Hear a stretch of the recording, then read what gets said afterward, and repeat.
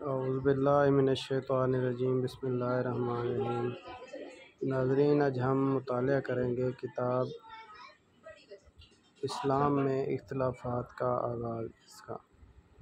جو کہ حضرت خلیفۃ المسیح الثانی نور اللہ مرقدہ حضرت مرزا بشیر الدین محمود احمد صاحب نے 26 فروری 1919 کو یہ ایک اجلاس میں بیان فرمائی۔ حضور فرماتے ہیں کہ کچھ عرصہ ہوا میں نے یہ بات نہایت خوشی کے ساتھ سنی تھی کہ اسلامیہ کالج میں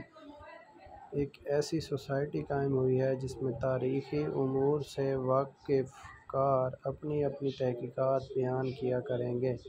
مجھے اس سے بہت خوشی ہوئی، کیونکہ اقوام کی ترقی میں تاریخ سے آگاہ ہونا ایک بہت بڑا محرک ہوتا ہے، اور کوئی ایسی قوم جو اپنی گزشتہ تاریخی روایات سے واقف نہ ہو کبھی ترقی کی طرف قدم نہیں مار سکتی۔ اپنے آباء و اجداد کے حالات کی واقفیت بہت اعلیٰ مقاصد کی طرف رہنمائی کرتی ہے۔ پس جب اس سوسائٹی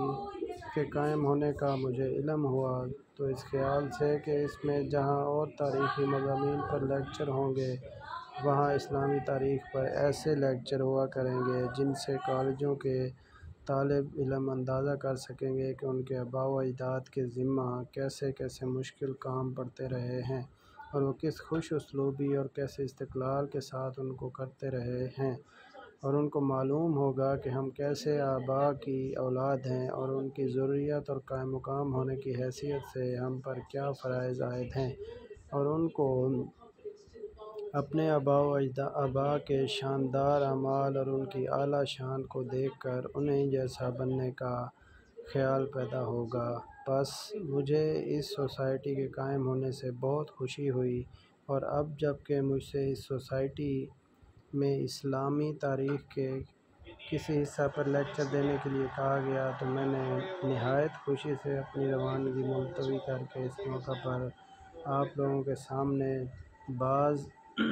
تاریخی مضامین پر اپنی تحقیقات کا بیان کرنا منظور کر لیا۔ مضمون کی اہمیت: مجھ سے کہا گیا تھا کہ میں بعض اسلامی تاریخی مسائل پر کچھ بیان کروں، اور گو اسلامی تاریخ میں سب سے اہم وہ زمانہ ہے جس میں رسول کریم صلی اللہ علیہ وسلم نے خدا تعالیٰ کے حکم کے ماتحت دنیا میں اسلام کا اعلان کیا، اور 23 سالہ محنت شاقہ سے لاکھوں آدمیوں کے دلوں میں اس کا نقش ثبت کیا، اور ہزاروں آدمیوں کی ایک ایسی جماعت پیدا کر دی جس کا فکر، قول اور فعل اسلام میں ہی ہو گیا۔ مگر چونکہ اسلام میں تاریخ کی بنیاد رسول کریم صلی اللہ علیہ وسلم کی وفات کے 15 سال بعد پڑی ہے، اور اس وقت کے بعد مسلمانوں میں شقاق کا شگاف وسیع ہوتا چلا گیا ہے، اور اسی زمانہ کی تاریخ نہایت تاریک پردوں میں چھپی ہوئی ہے، اور اسلام کے دشمنوں کے نزدیک اسلام پر ایک بدنما دھبہ ہے، اور اس کے دوستوں کے لیے بھی ایک سر چکرا دینے والا سوال ہے، اور بہت کم ہیں جنہوں نے اس زمانہ کی تاریخ کی دلدل سے صحیح سلامت پار نکلنا چاہا ہو، اور وہ اپنے مدعا میں کامیاب ہو سکے ہوں۔ اس لیے میں نے یہی پسند کیا کہ آج آپ لوگوں کے سامنے اسی